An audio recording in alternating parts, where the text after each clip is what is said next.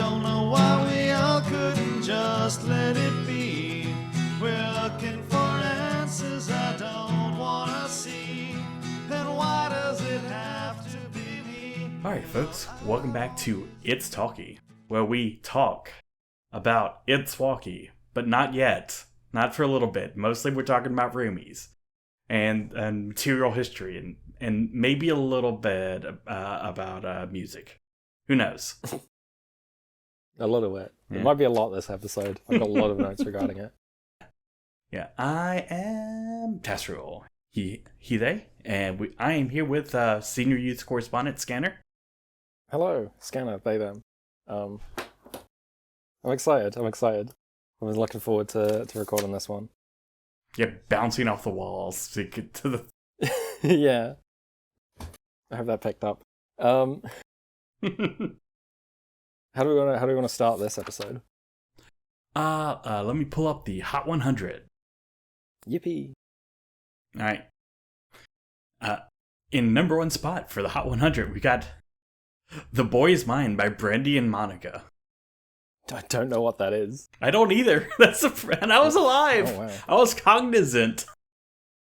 I was a real human being, unlike you at this time frame. Yeah. I'm still 0 years old and having very little effect on the 100. I'm not choosing what's on the radio. And then we got You're Still the One with Shania Twain. Yeah, classic. Alright. My Way by Usher. Classic of this era. I remember that. And then let's see if we got anything you will have noticed. I guess you big Madonna head with Ray of Light, right? Yeah, well, that's all the way down in number 16 now. And Everybody, Backstreet's Back by Backstreet Boys is all the way down at 21. So fell out of the top 20. People, I don't care that the Backstreet Boys are back. Yeah. Like, we get it already. All right, and on to movies. Hey, have you heard of this little thing called Saving Private Ryan? Oh boy, have I. Where's that at? I assume that's number one. Number one? Wow.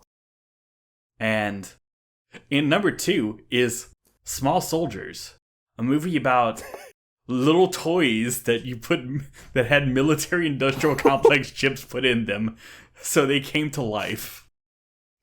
Two more closely related films than they may first appear. They're both about soldiers, obviously. Yeah.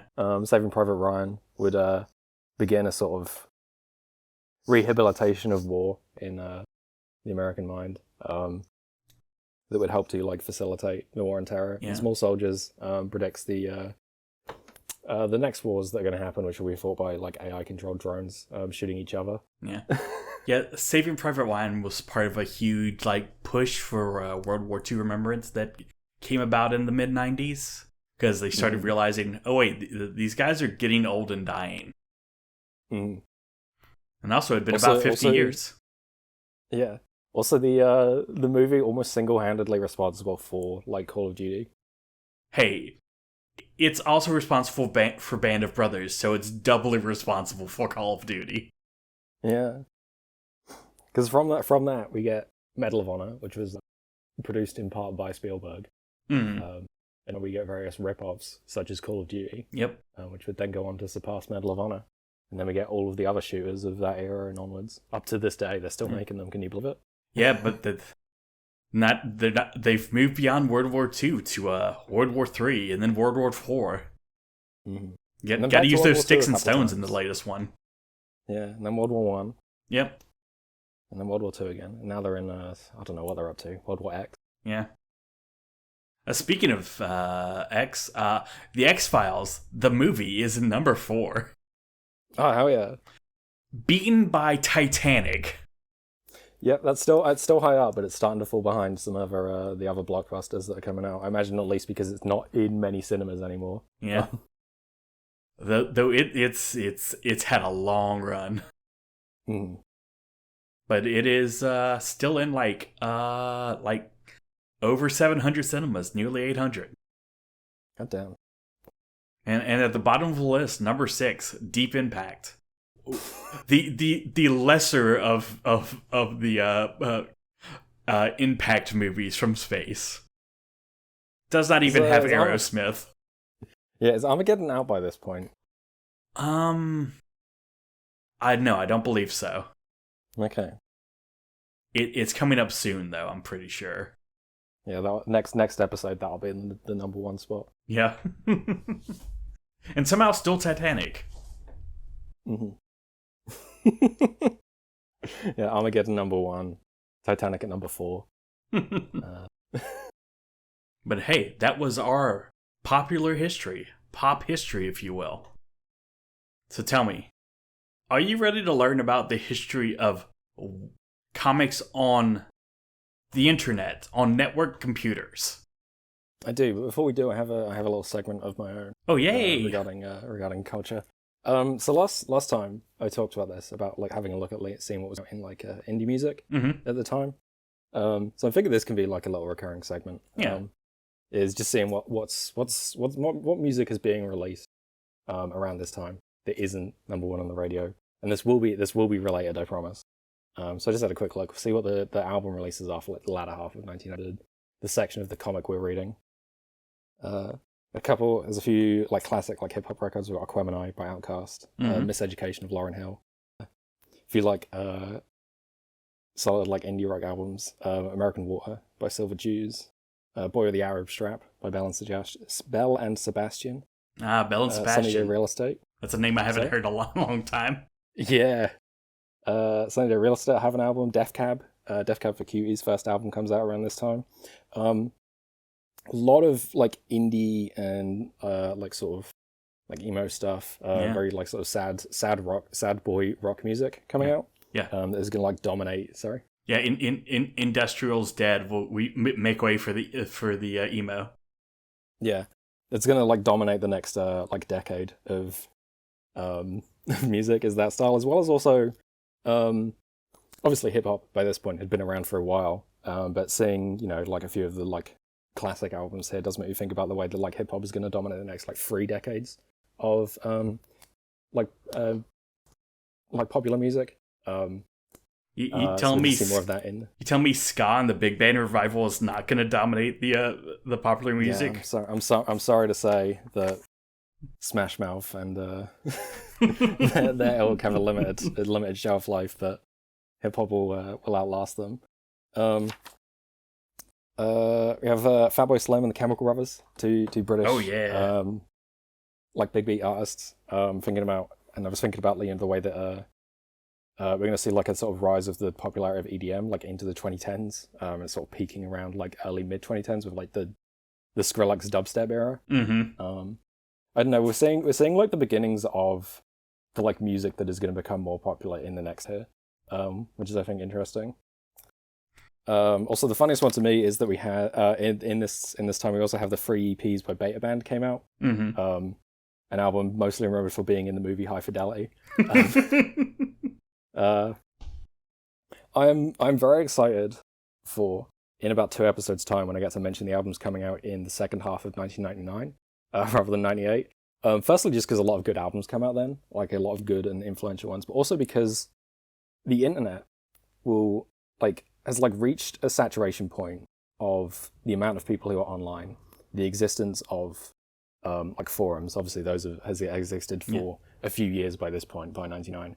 But they are getting more popular. They are getting easier to run. They're getting more Sorry. And there's this little thing called Napster. Yeah. That's another thing. Yeah, like the ability to file share, and also the existence of the iPod, which makes getting music and listening to music more possible. So more people are doing it. More people are accessing stuff, finding out about stuff. We also have like the rise of like more independent journalism in music, like Pitchfork. Which gets founded in 1996, starts to get really popular by the end of the 90s. And so like these things happening are also like partially why I'm able to say so many good records came out in 1999, because that's why I'm aware of them. And I think, as I said, I think indie music and webcomics are like more closely connected than first seems obvious, in the sense that like the popularity of webcomics is going to like coincide with this, is going to coincide with the rise of Pitchfork and other like independent journalists like journalism outlets, saying this is the music that's coming out that's good and that you should listen to. And I don't know, I think it's interesting to like observe the way that the internet is like changing around this time. The fact that it's getting more populous, the fact that it's getting more cool to be online. Yeah. And also, yeah, as you said, like you talked about like forums, the fact that like where we are now in this webcomic 1998, we are 1 year away from Something Awful being founded. Yeah, imagine that. This is before Something Awful. Yeah. And massively before 4chan. Mm-hmm. Yeah, God, yeah, because from Something Awful we get the hentai being banned that would then lead to 4chan. Yes. Like the dominoes are being set up right now to just destroy culture with the like internet groups that are gonna form. We're gonna hear 80-year-olds in the government talking about 4chan memes in the future because of the things we are setting up now. Mm-hmm. God, what was that? Another one that came out. The debut self-titled System of a Down album came out, which I think is notable because like around this time we're getting a lot of like well-regarded but not especially well-known metal coming out. Mm-hmm. A lot of like death metal, a lot of black metal. Metal as a genre got most popular. With like Metallica's Black Album in 1990, I believe, and then sort of like waned after. And it's still popular in the underground and with, weirdos, but it takes until the end of the 90s with System of a Down and with other bands for like new metal to happen, and then for that to become a bigger thing with, Slipknot and Linkin Park. I talked last episode about Refused Shape of Punk to Come coming out, and one of the ways that album's like influenced Splinters is into pop punk. Mm-hmm. The two genres. The two genres. Two genres that are like massively like, I hesitate to say important, but like will sort of inform a lot of like the like cultural memory of the 2000s is Linkin Park, is Paramore, and Limp Bizkit. And Limp Bizkit. Yes, and we never could have got Juggalos without this. It's true, we never would have. God, I have one more note regarding this and I can't find it. I believe in you. Yeah, I don't know. Basically, my point is I want to like keep an eye on this and see if it how the way that like music being talked about online corresponds with like the history of webcomics, and if it does at all. And I will be especially vindicated if we get to like 2012 in the comic and they mention Arcade Fire winning a Grammy. It'll all be worth it. Yeah, I'm not sure David Willis is cool enough for that. Not yet, he's not. Now currently he's listening to Christian rock. So he could listen to Slipknot because that's not a big jump. Yeah. But anyway, do we want to talk about the history of webcomics, the main thing that this podcast is about? I guess we should, yeah. Thank you for indulging my little divergence. Oh, no. This is a podcast. It's all about indulging our own special interests. That's true. All right. To tell you about the start of webcomics, I have to ask a simple question. What's a computer? A computer's a woman. She sits in a little room, she does math. Maybe you have a whole room of women doing math. And then somebody said, what if we put the woman inside a small box made her out of a rock? And they were like, wait, we could fit so many more women per box. And now you look at your computer, there are so many women there doing math all the time. That's how computers work, right? I mean, basically, they are like, the original definition of computer, as you alluded to, is like doing complicated mathematics. And what a computer does, the machine, is just add up numbers really, really, really fast. And you can ask it to do that in specific ways that make it seem as though it's doing other things. Yeah. We have taught the computer to lie to us in so many ways so that we can pretend we're not looking at math. But instead, let's. So we got these computers. Well, what if we could like connect them together in some kind of, well, as it was put in the 1960s, the Intergalactic Computer Network. Mm-hmm.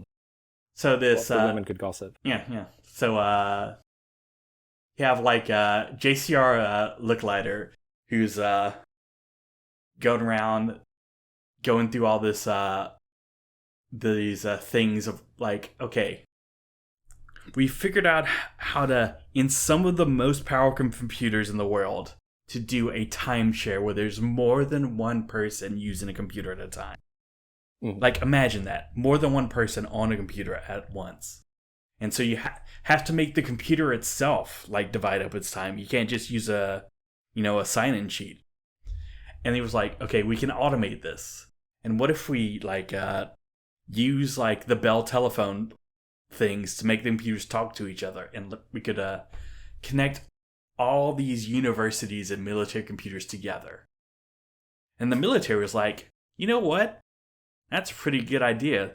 That way, if one of our computers gets blown up with a nuclear weapon, all the other computers that are also thinking about atomic warfare and making nuclear bombs will be safe. So let's make some kind of like ARPA network, an ARPANET, if you will. Mm. But and so like he works at the creation of ARPANET, and then like you have like Ted Nelson before this idea of like, an intergalactic computer network. Think, you know what computers need? Some kind of like way to link a document to another document, like a chain of links to make some kind of hypertext. Like the original idea was like it was just like, an encyclopedia or like some kind of big nonlinear text where like you could oh, that sounds interesting, click on that and it takes you back. And that's the original basics of Project Xanadu and hypertext. You personally might have heard of Project Xanadu from Serial Experiments Lain. Yeah, if you want more information about the history of the internet, watch the animated documentary Serial Experiments Lain. But Ted Nelson stews over this for a while, and then the 70s roll around. He's got some more funding again, people like him, and he's like, okay, I'm gonna do some more work on Project Xanadu. Instead of just being like linked in a single computer, what if we link them between computers? Every document linked together in some kind of docuverse, if you. And so he was like, okay, how do we do that? We'll need some kind of specific like new like programming language and organization systems to do all this. Some kind of hypertext markup language, if you. Mm-hmm. But he doesn't make that. Instead, he's working on Project Xanadu and working with like things called tumblers. But it's actually spelled with an E. It's a different thing. I know you're confused. And it taking an idea from like weird math, like transfinite numbers, so that you can the thing you link, you'll know where you're linking, who you're linking to, the specific version you're linking to, like, and that version will be saved. So if you link to something like, and then 10 years later, your link will still work. There will be no link rot. You just click on the link. It's like, here's the version as it existed then. No edits or anything else. And he was like, okay, we need to make. And so he's working on making the perfect version of this. Just working in a lab to do everything just right, because he doesn't want somebody to do a quick and dirty version of this. Some kind of version that just works in the easiest way, with like none of his like little add-ons, no wait for like copyright data to be attached to it or little microtransactions. Some way that just, works without payment or anything. Well, he finally gets that working in 2014. Yeah. I assume nothing else had happened by then. But we did stop talking about hypertext for a while. Instead, we're going to talk about the first webcomic ever. Except no, it's not a webcomic because it's not on the web. It's on CompuServe. It's a net comic. Yeah, it's a network comic, a computer network comic. Let me mute my phone since. So yeah, this first webcomic ever that we can know of. Not necessarily the first one that actually ever existed. Not necessarily the first comic-like thing. But just thing we call a comic on the internet was Witches and Stitches by Erik Macmillan, a elementary school student who was uploading his Wizard of Oz parody from his school computer while he was like a tween. This will set the stage for how webcomics are made going forward. Lots of children making stuff. Kids love making stuff. And it's on CompuServe. Okay, what's a CompuServe? Well, it's like a bulletin board system. Okay, what's a bulletin board system, I hear you ask? Alright. So, I want you to picture this. It is kind of like a web forum, or as the kids call them, a Reddit. But there's kind of like a web page, and kind of like just like a Google Drive like thing full of files. And it's like none of those actually, because it's incredibly primitive. Like most of it is just text. To look at a picture, you have to go into the file section and download it. Each picture individually. Unless somebody's made a pixel art drawing using the ANSI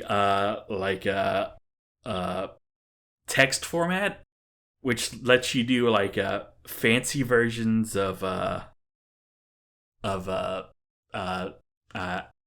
ASCII art, but with solid colors and gradients, so you can kind of do a pixel art, but it's all you code it in.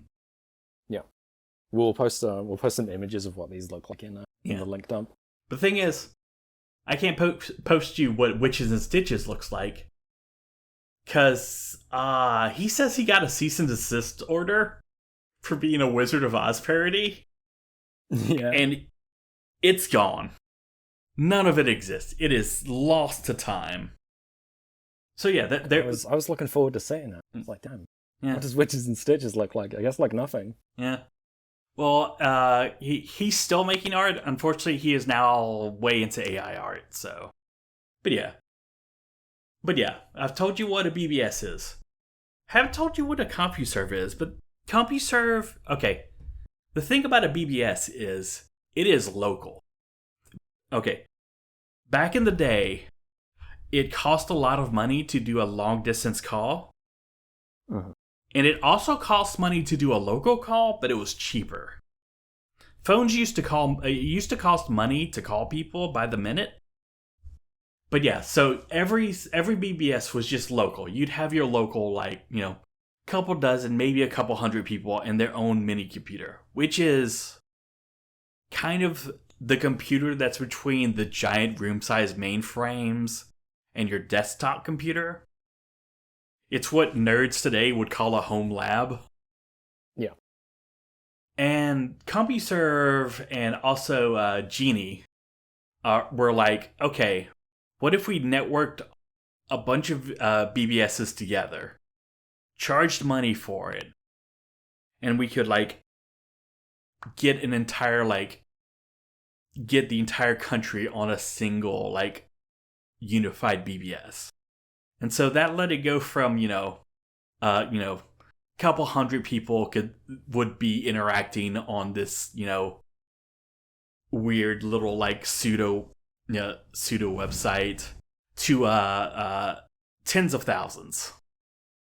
Exciting. And so you got a lot of people like posting there. One of those is the earliest webcomic that still survives. All right. Last one was 1985. How long do you think it's between the first webcomic we know existed and the first one that survived?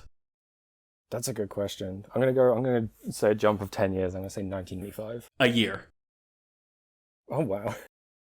So yeah. This is from 1986 then. Not only that, the name of the comic is T.H.E. Fox. I want you to guess what fandom it's about. Oh boy. So the first webcomic that we know still exists is a furry comic. It's by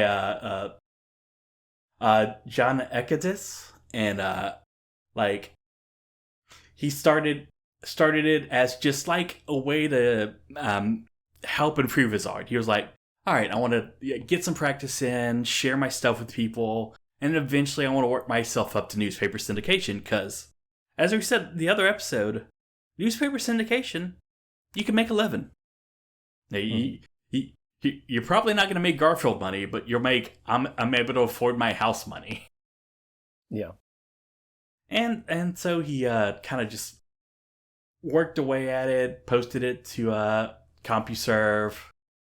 Eventually, the thing is, eventually, he did get published, and it's as the back issue of an edgy 90s alternative comic named Scorn, co-written by the future co-founder of Keemstar, Chris Crosby. Before I show you this picture, I want you to guess, how many pixels do you think the first webcomic was using? Oh, what, T.H.E. Fox? Yeah, T.H.E. Fox. Oh, it's got to be no more than like 50 pixels tall, right? Usually about 80 to maybe 160. Oh, I love this. Oh, it's so programmer art. Oh, it's wonderful. Yeah. Look at that 5x3 font. Yeah. Yeah, the thing you gotta remember is, it took a long time to download stuff on like 800 baud modems. Mm-hmm. And so he was making comics that were like 2 kilobytes and under. So this comic eventually moved over to the web, went on until 1998. It went from T.H.E. Fox to Thaddeus, and eventually the author just moved on to writing books and singing, being part of an orchestra. So yeah, he had a long run. It ended like he wanted it to. Also, just so you understand, T.H.E. Fox stands for Thaddeus Horatio Earphard Fox. That's a hell of a name. Yeah. That's crazy that the first surviving webcomic ever actually finished. Usually they don't manage to do that. A lot of these are going to finish. But the thing is, a lot of these do not have ongoing storylines. These are gag-a-day things. One to 3 panels. Yeah, just you do a gag and you move on. Some of them don't even have recurring characters. So I love this little Thaddeus character, by the way. I'm just looking at images of him. Yeah, I'll send you the entire archive.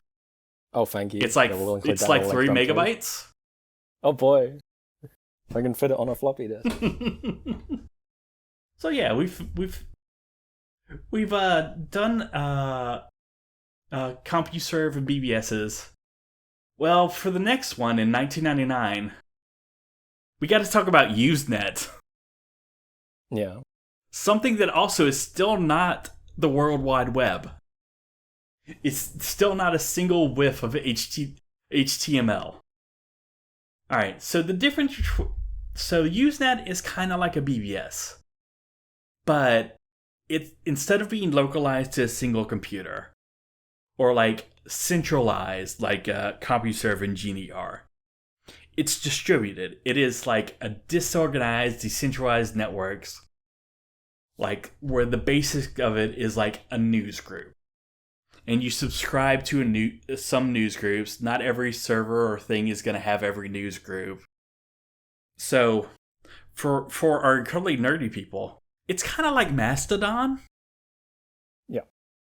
So yeah, it's just this confusing, ever-growing, ever-spreading network.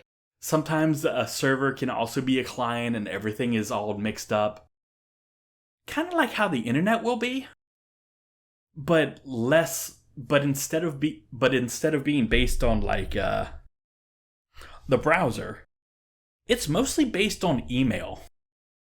You would email your post in, and it'd be put on a thread in a message board, or as they called them, alts. So you'd have like alt.Star Wars versus Star Trek, which led to our current power scaling crisis. True. Which will come up in the webcomic. Yes. And the first comic that was on there, and probably the first web comic on the internet that was having a regular posting schedule, was Where the Buffalo Roam. And it was by Hans Buchal. And it is just kind of a little a slice of life, joke a day kind of thing. Like a 4x3 layout, and just a lot about college life. No connection to anything we're reading. Mm-hmm. And here's what it looks like. Oh man, it did not embed well. Oh well. That's alright, I can open it. Yeah, this looks more like Roomies than you would expect. Well, the difference between Cocoon. Yeah, I'm also at this point, some people had scanners, so you could scan your artwork in. Yeah. They were incredibly expensive though. But while on the other hand, T.H.E. Fox used a koala pad, which is kind of like a Wacom tablet, but way, way worse. I am familiar with the koala pad. Yeah. But yeah. So yeah, Usenet gave us terms like spam, flames, sock puppets. Anything you think of and you're like, yeah, that's an internet term, probably came from Usenet first. And the Where the Buffalo Roam, it started as a college newspaper, and then he got some heat for one of the strips he wanted to post, and they were like, no, dude, that's just kind of insulting. And he was like, well, I'm gonna put it on the internet, and moved to just posting his stuff on the internet into his own alt group, alt.comics.buffalo-rome. I really do love the names of Usenet news groups, because they do sound like a joke URL, but that's just because we're so used to the World Wide Web format that we have now. Yeah. So when you say I'm going to alt.pave.the.earth, I'm going to news.atheism. Right, but hold on, it's about to happen. The World Wide Web and webcomics. We're going to find our first webcomic on the web in history. Thank you, Tim Berners-Lee, for inventing the World Wide Web protocol. Yeah, but first we have to talk about a particle accelerator in Sweden and France. Mm-hmm. And unlike with ARPANET, this smashing atoms together doesn't have anything to do with nuclear warfare or the military. So yeah, 1980, Tim Berners-Lee is in CERN, and he's like, hey, this hypertext stuff seems cool. But what if I could share it between computers in some kind of like network, like where we all can see the hypertext and maybe work together on it? Mhm. And like, turns out, much like Ted Nelson found out, that's kind of hard. But unlike Ted Nelson, Tim Berners-Lee was like, I want something that just works. I don't need it to be perfect.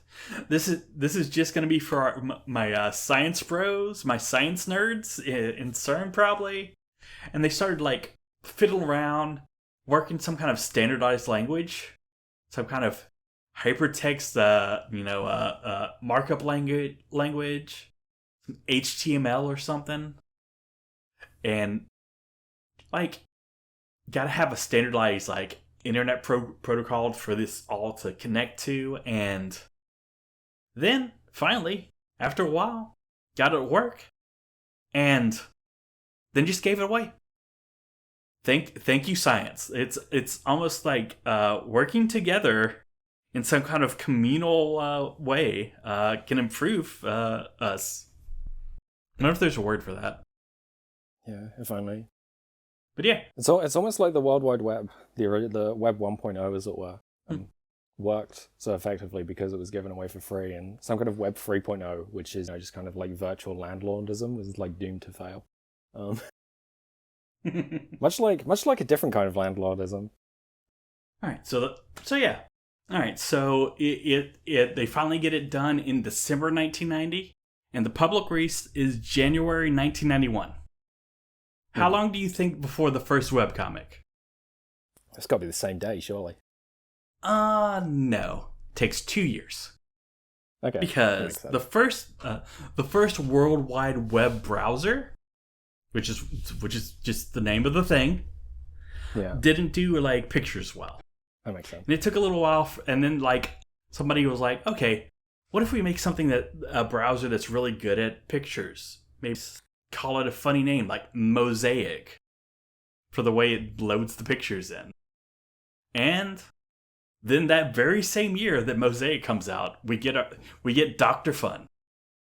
So Dr. Fun's by David Farley, and like makes his website in 1993, same year as Mosaic, and it's kind of the same genre as Far Side, one panel comics, usually surrealist,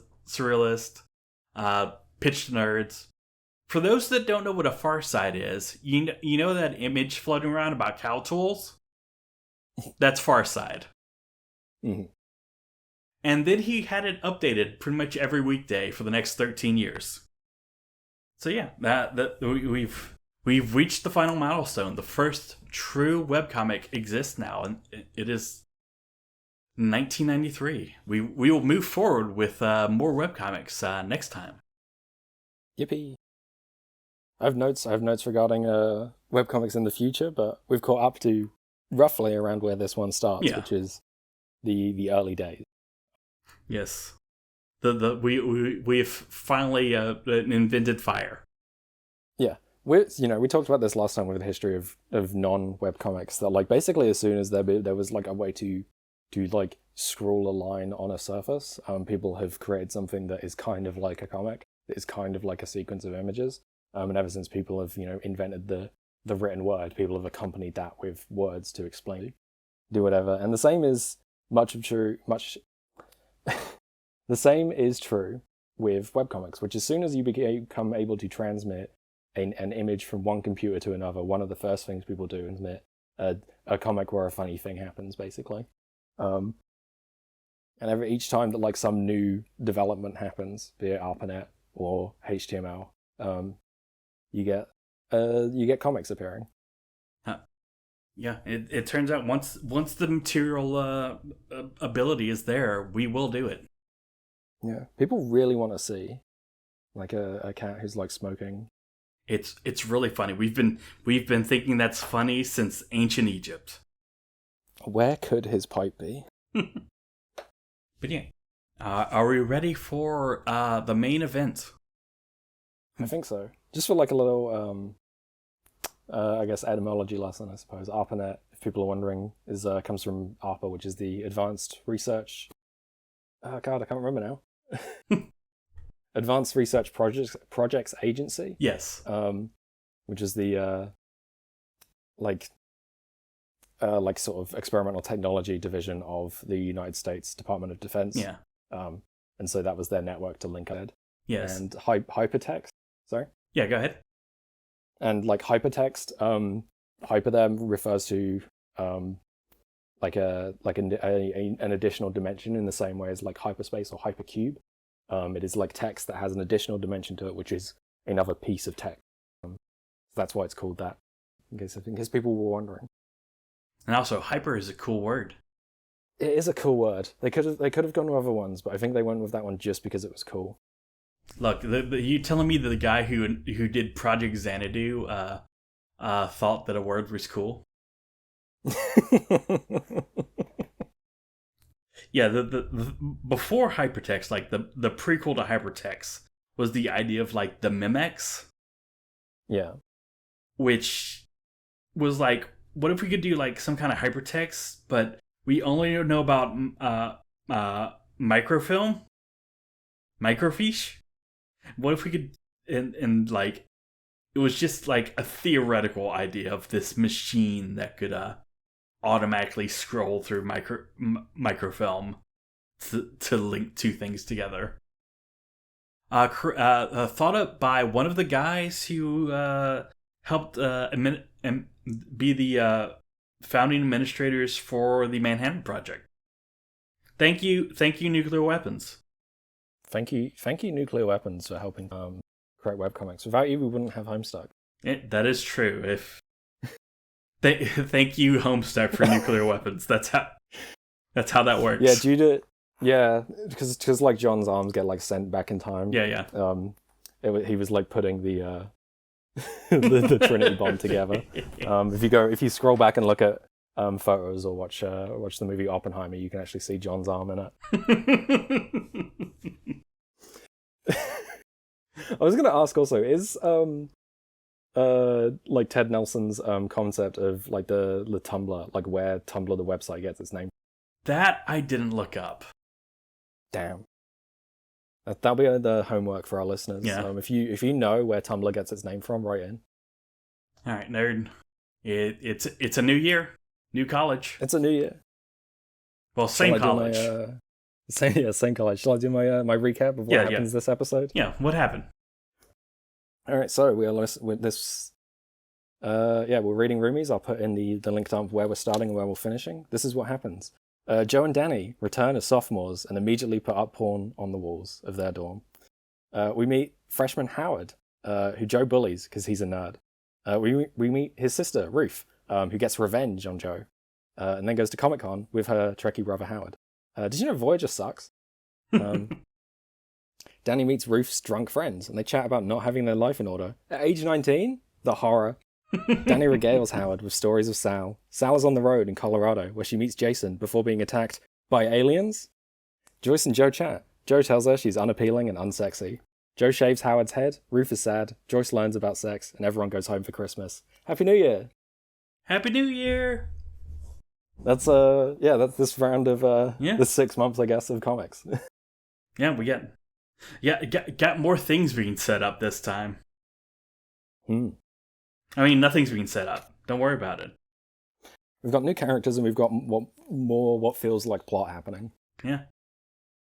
And the characters are having more feelings and emotions.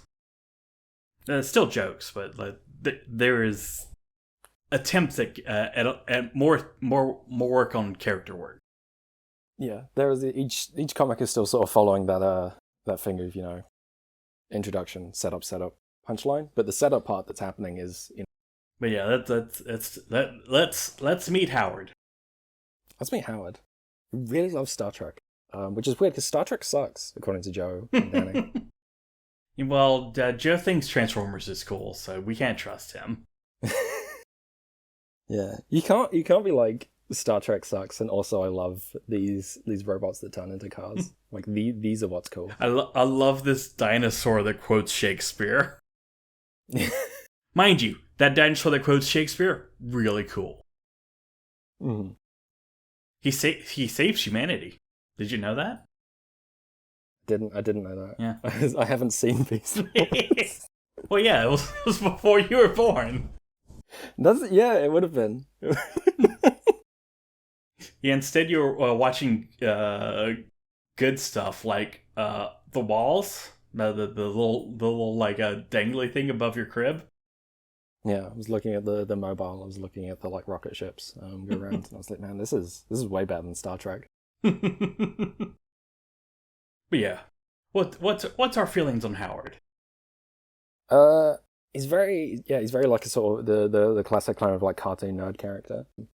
He likes nerdy things, and that's the main thing about him.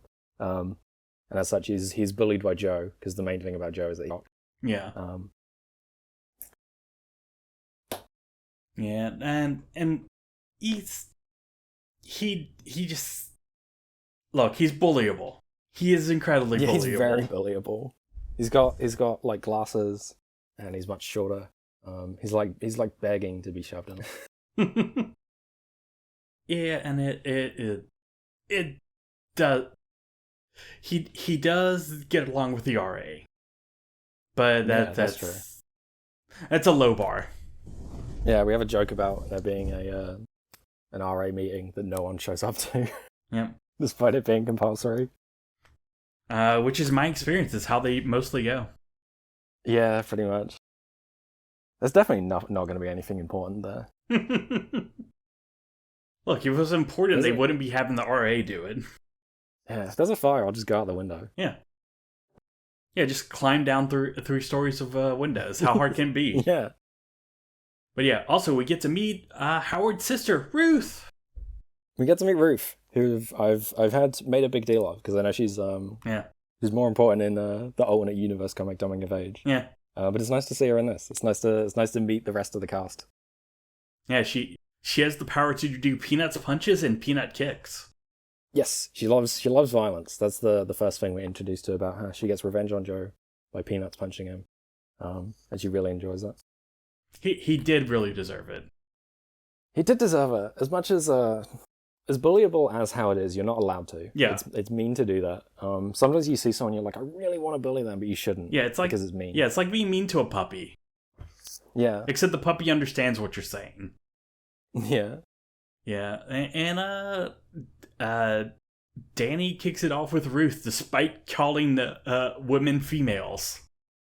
He does say that. It's there's a couple little like relics of an older time here that really stick out, and one of them is the occasional use of the word females that just like is like so like incel-core, but also always like to me just like reads as like them being Ferengi. Speaking of Star Trek. Yeah, but that's Deep Space Nine, not Voyager. That's why Voyager sucks. Yeah. Yeah, on Voyager they respected women. Whereas Deep Space Nine was like a good old misogynist. Yeah, there's definitely no trans allegories in Deep Space Nine. Yeah. But yeah, and then we get Sarah taking Joyce to the library to try and get her into some kind of hobby. Please get out of my room. Please get out of my room. She gives Joyce like a really bad bit of advice, which is to get rid of all of her because it comes off across as weird. Mm-hmm. Don't do that. Keep the plushies. Oh. People like that now. Yeah. She was ahead of her time. Yeah, unfortunately, the hobby she picks is aliens. Yeah, she finds a book about aliens and like becomes like instantly obsessed with it. I wonder if there's any like foreshadowing going on there. Well, no, she got abducted by aliens last semester, so it's just that. Yeah, I mean, if I got abducted by aliens, I would be like, I kind of want to know what's up with those. That seems like something I should be concerned about. Was that tractor beam like radioactive? Am I fucked? I'm going on WebMD and looking up like tractor beam, alien, probing, and And it's no good because, as always, it just tells me I've got cancer. And it's like, well, I probably don't. Yeah, they haven't invented Havana syndrome yet.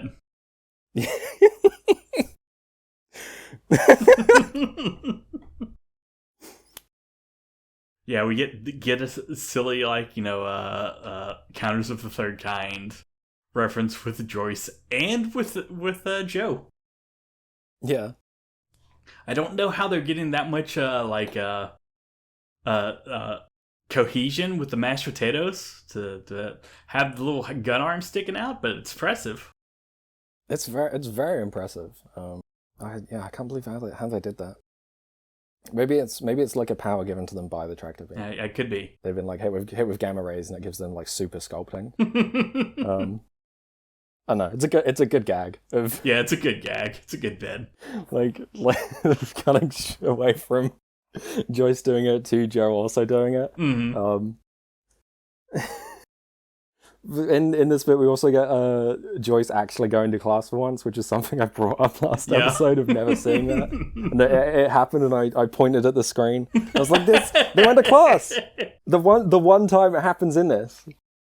It happens. They can go to class. Mm-hmm. I'm gonna be like keeping a tally of like every time it happens now. We're up to like 2, I guess. Yeah.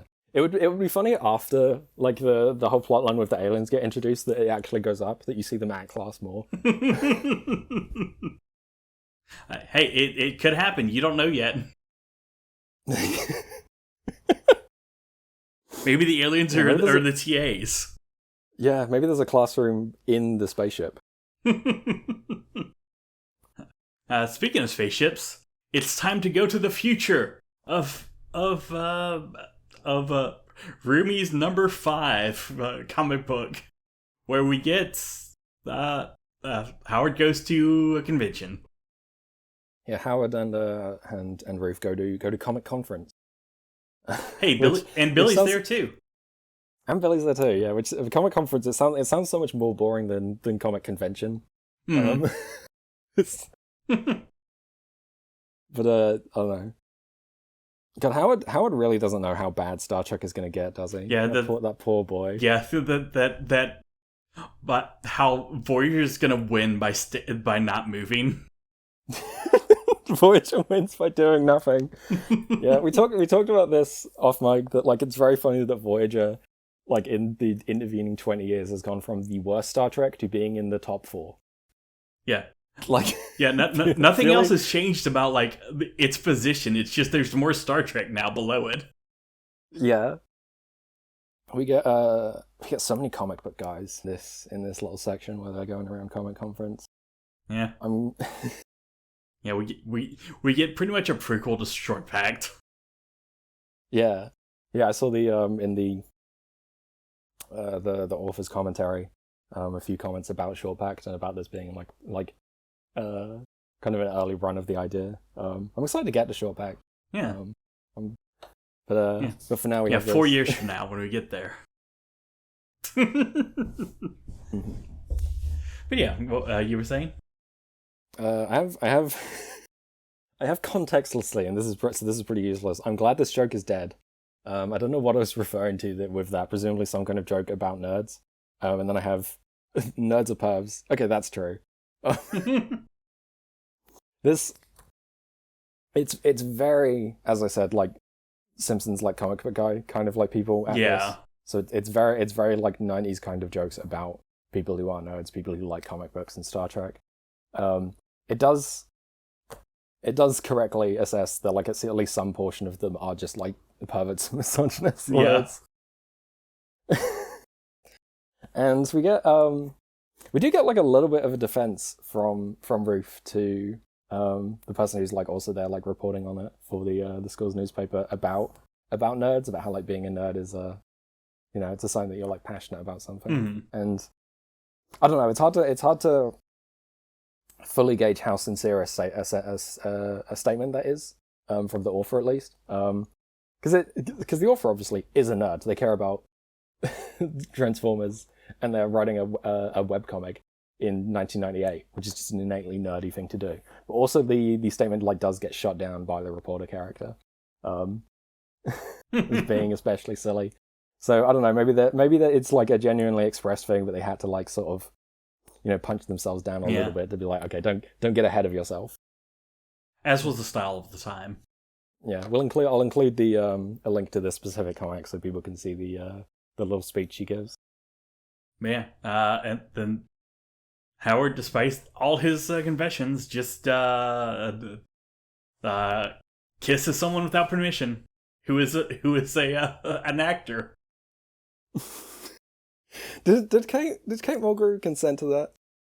It's hard to tell by the way that the comic is like framed here.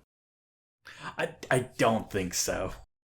Okay, because in that case, it definitely seems like more of an issue than the comic makes it out to be, which I suppose is like, I don't know, in keeping for this like slightly less thoughtful era of the comic, but also like, I don't know, it's weird. I was like, I don't know what to make of this, because it's a very strange punchline to this comic. Is like Howard like kisses Kate Mulgrew without her consent. Mm-hmm. And then goes home crying in his bedroom, naked. Yeah. How dare he enjoy Voyager like in any way? But hey, after that we get depression. We do get depression. We cut back to the original run of Roomies, where we meet Ruth and her friends who drink a lot. Yeah, we get to we get to see Billy again, except it's the first time. Mm. Yeah, and college kids drinking on a Friday night after finishing school, hanging out together.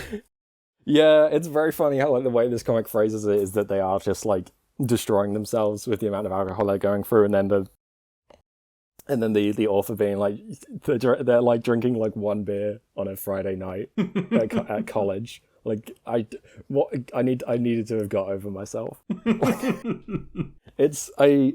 don't know. It works for the point the story is making about about like these characters, about like Danny and Ruth, but like as presented, it's quite funny. Yeah. Yeah, and we do finally get a character that pushes back on Danny's self-righteousness. Ruth. Yeah. Which is it's nice to see. It's nice to see Danny not just be the straight guy in this. Mm-hmm. The like author's like avatar. It's nice to see him be like shut down a little bit. But gotta say, he's real bad at the pick-me-up lines. A bit, yeah. He's not doing a very good job at flirting. Which maybe he shouldn't be. Maybe he shouldn't be trying to hit on Ruth. But yeah, I mean, talking about your ex sounds like a really bad flirting technique to begin with. This is like this is a really good bit of advice for our audience, which is if you're like trying to like pick up a woman or man. Depends which what our audience is like. Do not talk about your ex to them. Because there's no way that comes across as good.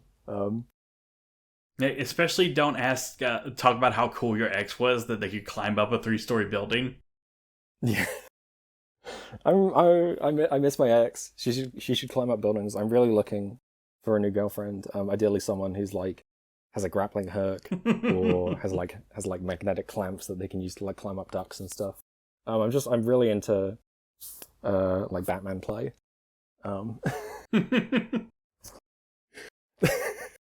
Yeah, and then not having had enough talking about his ex, after Ruth talks about how being falling into a spiral of depression, talks to Ruth's brother Howard and talks about his ex some more.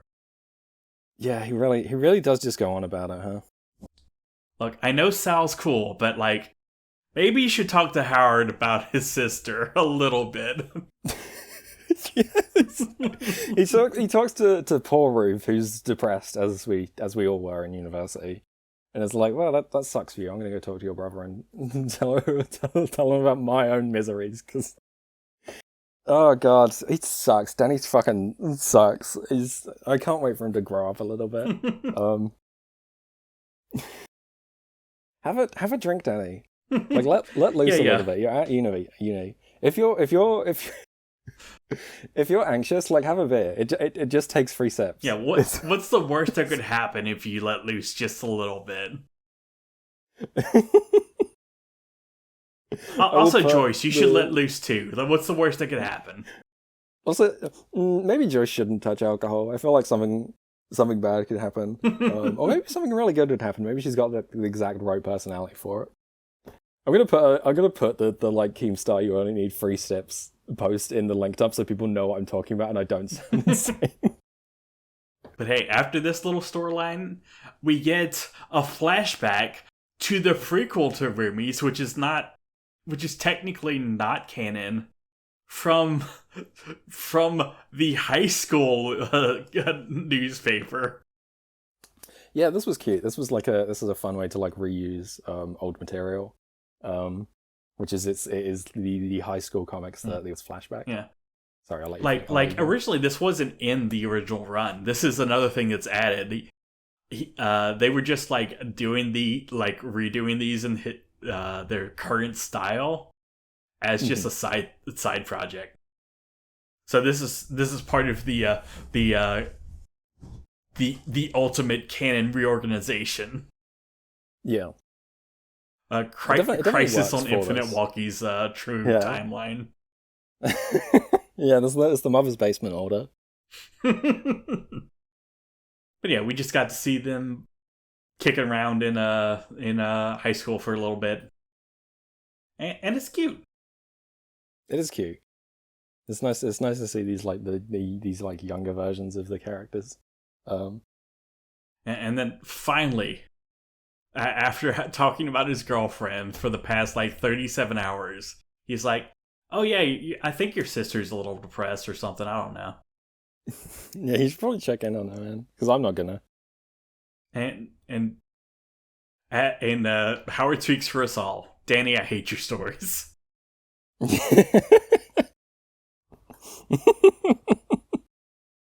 But hey, now we get British representation. We do. I wrote down the same thing. I wrote Jason the Gay Brit. Finally, some representation. Yes, but originally accidentally gay. Yeah. In this, he's not gay. He just has a bow tie. Yeah. Which is kind of the same thing. Yeah. Look, you don't have to be a gay to wear a bow tie. You could also be an alt-right grifter. Yeah, you don't have to wear a bow tie to be gay, but it helps. Bow ties are cool. But yeah, much like Billy was just thrown in as like a little background character that was a reference to something he did while he was in high school. We got Jason, who is another character from a high school thing. Mm-hmm. All right, what are your feelings on this Jason? This Jason character. He's not great. The author says it better than I do, which is my response to these old strips is just won't someone punch that dude. We get a line about PMSing. I wrote that joke again. We got a PMS joke in the previous section that I didn't comment on. Yeah. Must have missed it. I'm really glad that that's out of fashion. I don't know. I wish he was gay. have a nicer personality at least. Yeah. But yeah, like these are sorry. Also would help if he wasn't like hitting on somebody he thinks is just out of high school. Yeah, that's really uncomfortable too. I've got no idea how old Jason is, but he is drinking in the US, so 21 at least. Got to be at least 21. Great. But we get yeah, he was that. Oh yeah, Sal's here too. We should probably say that. Yeah, I don't know if we introduced this properly, but we cut away from the university to Sal, who is like on the road in Colorado. She's we don't quite get an answer as to what's going on, but she's clearly not wanting to go home or unable to go home. So she is hitchhiking, going in random bars on the road and meeting awful people. Yeah, like Head Alien. Like Head Alien, yeah. Do we get aliens properly in the plot this early? This took me by surprise. I was expecting, like, after the bit with Joyce where it's like her like seeing funny aliens in a book and be like, I like these. I was expecting them to be like a little bit more of a joke for longer. Mm-hmm. But no, they're just like here. They like show up and it's like Oh, the story is now about this. Yeah. These are not like gags. They are narrative. I mean, they do also pretend to be Teletubbies, so Yeah. They are doing gags, but there's like, you can't like write around this. I yeah. guess. Yeah, they aren't floating in the infinite gag void anymore. They are in the narrative. Mm-hmm. They're no longer in the void with Joyce's gigantic calculator. Yeah. But yeah, we get some exciting action. Yeah. We get them like running away from aliens and fighting back. We get them running in buildings and stuff. Yeah. We get like attempts to draw like motion and action. And some of it's pretty okay. Yeah, it's trying stuff. It's like we talked in the first episode about the way this occasionally does interesting things with silhouettes. Mm-hmm. In terms of like making like quite interesting images, at least with this like very primitive and very small art style. And yeah, we get a bit of that. It's like cool to see the artists like pushing themselves and being like, I'm gonna try out like doing an action scene in this one. It's not just gonna be like two characters like sitting in a room and saying a joke. They're gonna like do stuff. They're moving around. But yeah, they fly off, escape the aliens in a helicopter. Yeah, Sal and Jason get pinned on a rooftop, but then a helicopter shows up, and then rescues them. We get the line from them. We're from the government and we're here to help. We talked about this last time. I love it, that like republicanism seeping in. Yep. That's an old like Reagan joke. He keeps coming up. He keeps coming up. I'm sure he won't anymore. I'm sure this is the last time. Yeah. But yeah, I don't know. It's like I said, like the politics is not overt here, but occasionally just there's like little bits of it like peeking in. But yeah, we find out that we got character portraits of two of the main characters of the strip as test subjects and some people that will show up later. Yeah, the aliens mentioned mind wipes, and then we see some images of the characters who've got their mind wipes, and one of them is Joyce. Other one's Joe, and the other one is Joe. I've got note here: aliens cannot fight black helicopters. They get rescued by the helicopter, and the aliens in their UFO that presumably traveled from another planet are like, damn, we can't catch up with them. Yeah, that's just how the power scaling works. Yeah. Look, if you've read Black Helicopters versus versus Aliens, you would understand. Alt.black helicopters may well have existed. But yeah, that's the end of that little plot line. Back to college. Section, at least. I am sorry, I'm rustling my papers to get my notes. That's fine. That's ASMR. Yeah, the audience love this. I'm giving you so on. I kind of am, as I said, I'm kind of like surprised that the aliens have intruded on the real plot like so early. I was expecting it to be more of I was kind of expecting it to just like remain a joke for all of Roomies and for it to be like an It's Walkie thing, or whatever the series after this one is. Yeah, It's Walkie. Yeah, and also like maybe a little disappointed. I was kind of hoping to find out what's up with Sal, and then they got very suddenly sidelined by the aliens. I'm sure this will be entertaining in its own right, but also I was like enjoying how grounded and how mundane the comic was up to this point. Like it had like little bits of surrealism. It had like the aliens showing up for a joke, and it was obviously still very, like amateur in terms of its writing. Like it's trying stuff, but it's like it's still like a gag a day comic by like a university student. But it was telling a story that was very grounded, and now we're both like we're both fully in the silly zone, and also I'm gonna have to like wait even longer to learn what's up with Sal. Yeah, and now you have to go through the silly zone to find out the mysteries. Yeah, I'm not like fully down on it. It like happened, and I was like, I was hoping that we'd find out why she's so upset. But so she just like runs away from aliens for a bit, and as I said, it's cool to see. It's cool to see the art like push itself a bit. But yeah, we're back in college, and feminism. Yeah, kind of. Question mark? Which specific bit are you looking at for feminism? Question mark. Yeah, just the like. I'm working on my feminism, one liberation at a time. Don't rush me. Yeah, that line is funny. It's, again, it's a little bit of the like comic inserting like critique its own like critique of it into itself in terms of like trying to skirt around like being criticized, but it's nice to see some like self-awareness at least. I kind of hope we see more of that from Joyce. It would be nice. That'd be like an interesting like path for them to go down. Let me tell you about this little comic called Dumbing of Age. Yeah. It does keep coming up. People do keep recommending it. It does seem like that's the good one. That's like if you want a grounded story where it's character focused and also there's a superhero. Yeah, it's right there for you.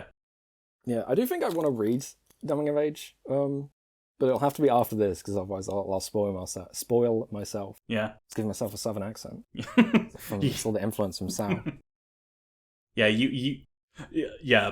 By the comics below the Dumbing of Age, you will find out that sometimes people die. Oh no, Mortality does exist. that's fucked up. There's a line earlier in this section, I think from Joe, I forget who, but he kind of shits on Sal's southern accent. Southern accents are cute, dude. Again, like well, I know you say that, but I have to remind you of something. You're foreign. They're cute. You can't tell me I'm wrong.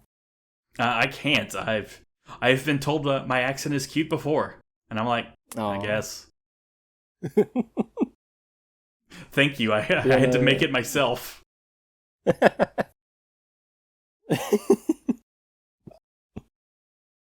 Yeah, we get like Joyce, who won't say the word sexy, and then like tries her best to be so, and like fails spectacularly.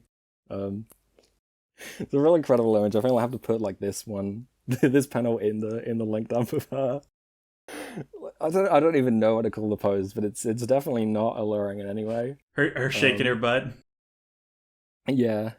All right. There's not much there, sadly. All right. I know what the episode image is going to be. Perfect. Couldn't pick a better one. Last time it was foreshadowing. Yeah. You know. Yeah, we get Joyce like going into Joe's room and seeing his Transformers all laid out in their little poses. She finds them adorable. She says they she does laugh at Joe a bit and says that they clash with his macho man image, which they do. She is right. Yeah, it's his very cultivated macho man image. Yeah, it's masculinity is like very fragile. It turns out. But then he gets back at her by explaining all the reasons Danny doesn't like her, and they are all actual reasons. Yeah, that poor girl. She doesn't deserve this. She especially doesn't deserve to be told this by Joe. Yeah. He's just such an awful guy. Yeah. They should date. at this point, no, but maybe. Look, you've heard of Toxic Yuri. What about Toxic Straighty? I don't want to see Toxic Straighty. But we get a bit in. Sorry. Yeah, go ahead. We get a bit in here from where Joyce attempts to read that week's advice column in the university newspaper, but gets the date wrong, and she reads the Sexperts advice column and finds it scandalizing. Mm-hmm. There's a degree on the Sexperts wall. I haven't seen it. We get a comic about Joe wiping his ass. Very classy stuff. Yeah. We get a couple comics that are just very like observational humor of generic quality. Yeah, it's very of its time. It's very kind of gross out. It's very like crude and easy stuff. But yeah, we go back to Ruth having no will to live. Yeah, she's very depressed again. I hope she I hope she gets better. I'm really worried. Yeah. She makes a joke about killing herself, and it's like, no, Ruth, that's bad. Don't do that. It's actually not endearing when you do that. It just makes people worried about you. Yeah. Um, And then it's Christmas again. It's Christmas again. Joyce gets the boys presents. What a sweetheart. They are gag gifts, admittedly, but she does get them gifts. They don't get her anything. Yeah. The bastards. That's just how boys work. Yeah. Look, Howard gets a gift. He gets the gift of having his head shaved. Yeah, he does kind of rock the bald look. Or he just looks like Northern Lion. I don't know. It's yeah, we get the last like proper bit of like plot here we get is like that catch up with Ruth. And then we get like a lot more of what we got in the last section, which is filling up space with gag stuff in the run up to Christmas. We get these like Christmas comics that are the first to be published like only online, because obviously when the university breaks up for Christmas, they're not putting out any newspapers, and so these are published straight to the Indiana State University website rather than being put in the comic, and then that gets put on the internet. Yeah. Yeah, so it's like fully like transitioning to being an online film. Yeah, nobody was making them. He was doing this on his own. Yeah. We see Joyce's room when she goes home, and it's just full of boxes. That's a mood. Yeah. I remember that. And of course, Joe calls his room of sex, and it's just got like it's very tame like bikini pictures and portraits. I've got the note down real Guna ass living space gross, but actually it's much more tasteful than that, because it's like you can't just like put straight up nudity in this university webcomic, and so it's like really like tasteful bikini photos on his wall, which is still like weird and gross, but it's like it's a funny image. It's the room full of pinups. We get we see a lot of the characters. We see Howard, not Howard. Well, we do see Howard, but first we see Sarah, who is like studying up on law. She wants to be a law student. I think that's the first indication of anything these people are actually studying. Howard Shore does love Star Trek. His room's full of Star Trek stuff. And he gets Star Trek presents. I have a note here about a question. Sorry, I didn't know if you had something to say. I was just gonna say the very last thing is just Joyce gets a computer. She does get a computer, a whole new computer for Christmas. Wow. Who can afford an entire computer? Yeah, it's crazy. I have a like I said, I can't speak. I have a question here about one of the scenes, which is we see Ruth and Howard's home. I don't know if their dad just swears a lot or if he's actually abusive, because we only get like a couple lines from him, but it's called attention to. And I don't know if that's going to come up or if it's just like the joke is he just says fun. Well, it definitely comes up in Dumbing of Age. I do not remember if it comes up in this or not, but I believe so, yes. Okay. You will learn. One way or the other. Mm. But yeah, that brings us to the end of an entire semester. That's the end of fall 1998. It's Christmas break. And New Year's for our characters. Yeah, it's gonna be looking forward to catching up on them in 1999. Yeah, it's about to be the last year of the millennium.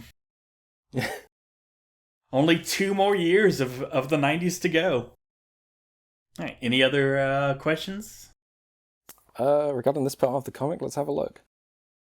Flipping through my notes. I wrote a lot. I'm really like enjoying doing this, and hence why I'm like filling up a book with all the things I want to say. There's it's mostly stuff that will be more relevant, I think, in the 1999 and in 2000.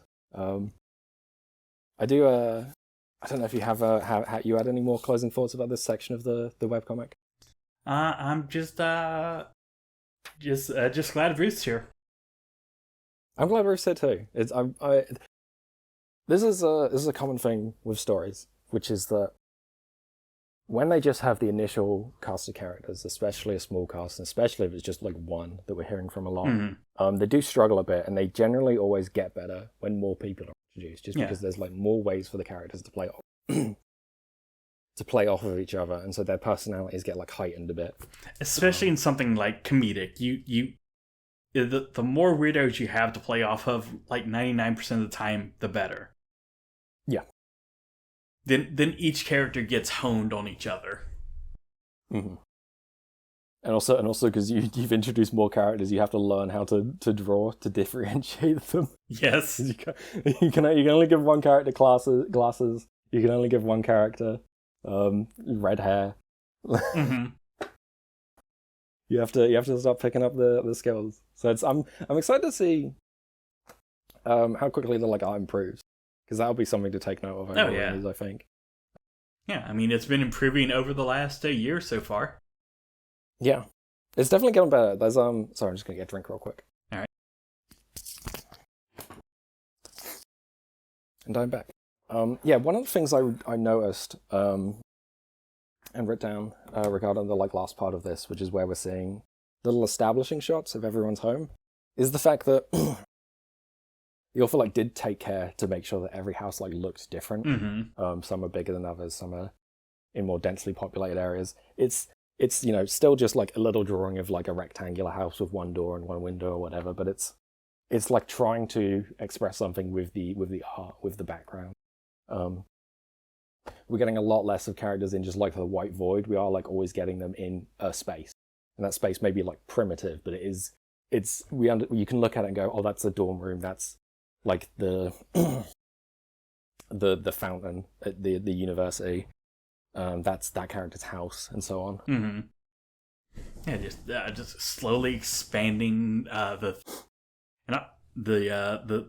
broadness of the background, and also backgrounds are hard. Yeah, they're really hard.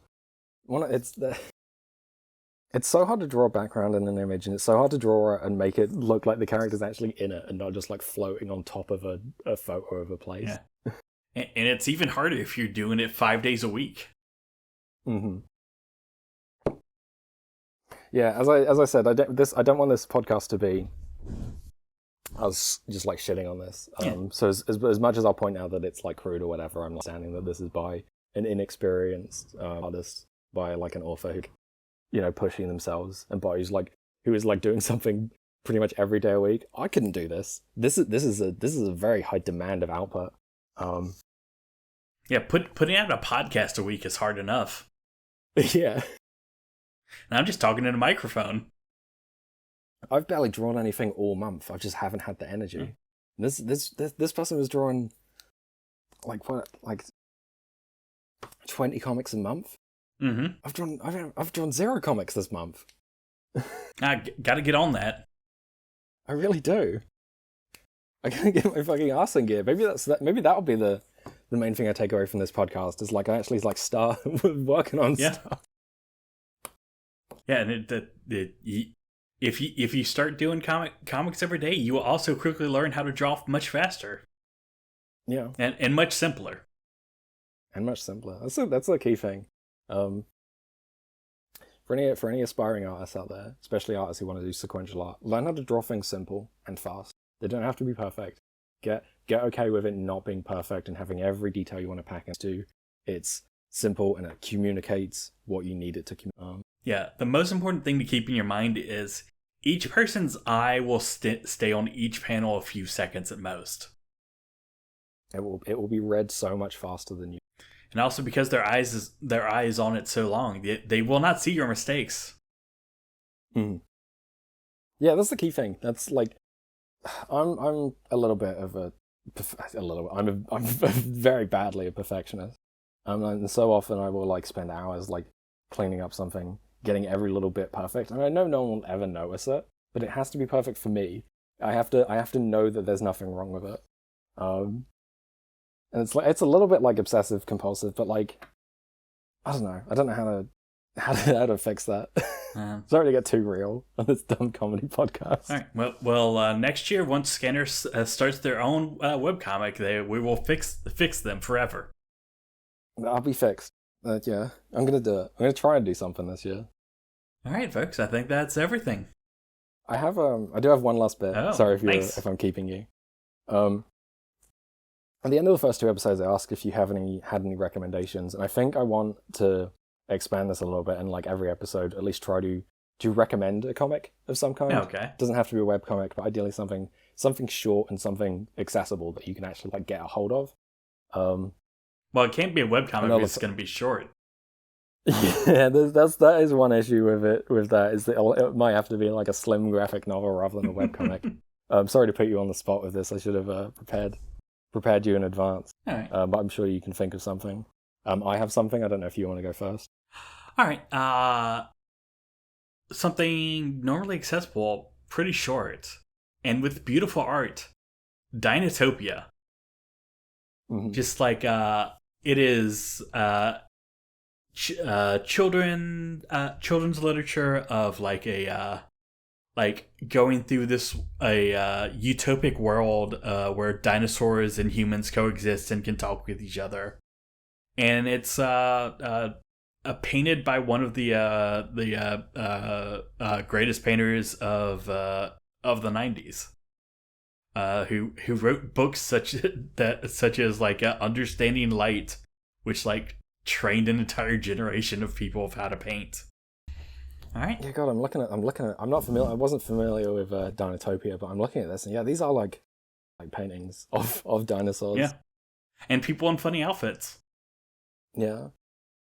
God, it's very pretty. Yeah, I'll have to try and find like an archive of these somewhere too. Yeah, you can find an archive. Yep, you could probably find it in the library. They were very popular children's books. Mm. I'm gonna recommend a webcomic that I love called Habits. Although some people may know it as Terrible, which is the like Tumblr it was hosted on. Okay. I'll include a download link for this because it is not currently available. A lot of it was hosted on Vice, which just doesn't exist anymore. Mm-hmm. Which is crazy for something that is only about 10 years old. Yeah. It's not nearly as old as T.H.E. Fox. Yeah, like it's this like some of this is on Tumblr, which is a website that you can still use, and some of it's on Vice, which is a website you can't, and like that's crazy. That like it can vanish like so quickly. Thankfully, people have like archived it. So I'll post a link for people to read it. I don't know, really great example of a webcomic that like starts, gets popular, slowly peters out, and then like only years later do you realize like, oh fuck, that was the last one. Yeah. It just stopped. It didn't really end. It just like stopped getting updated. Yeah, it wasn't really like a narrative webcomic. Sorry. Yeah, we never got more of that that horrible trash goblin. I'd love to see what Clem's up to. I hope the author Lauren Monger is doing good for themselves, and I would like to see like a little continuation of some kind. If Lauren Monger's out there, please do let us know how you're doing. I don't. It's funny if this got back to her. Yeah. If you are listening to this podcast about a completely different webcomic, get in touch with us. But yeah, I know, really funny and kind of at times like quite sad, like webcomic about like some punk, like 20-year-olds, and one 30-year-old, like really like lovely little like ink wash, like watercolory like style to it. Mm-hmm. It's like very very crude, but also like kind of like beautiful with like how crude it is. There's a couple strips that, sorry, now I'm rambling. And there's a couple strips in it where the characters like make a zine, and it like becomes an even like cruder like felt tip version of itself, and it does kind of look a bit like Roomies. But yeah, that's what I'm recommending this week is Habits by Lauren Monger. It's really short. You can get through it in like an hour or two. Yeah. My next recommendation is probably not going to be quite as short as like, oh yeah, there's 3 children's books you should probably read, maybe 4 if you really want to. Yeah. All right, folks. Yeah, I think that may do it for today's episode. Yep. Sorry, I'll let you go do the outro. All right. Thank you everybody for being here. Thank you for listening. Next week, it will be spring. Spring will have sprung on 1999. Yep. So get ready. Do your pre-reading and your pre-gaming, and we'll see you next week or so. See you next week. Bye-bye. Bye. Superhero, I save the day. I see the future coming, but I don't know what to do with you now that you're mine. And everything's ending, we don't have the time. I must have been out of my mind, 'cause I finally have something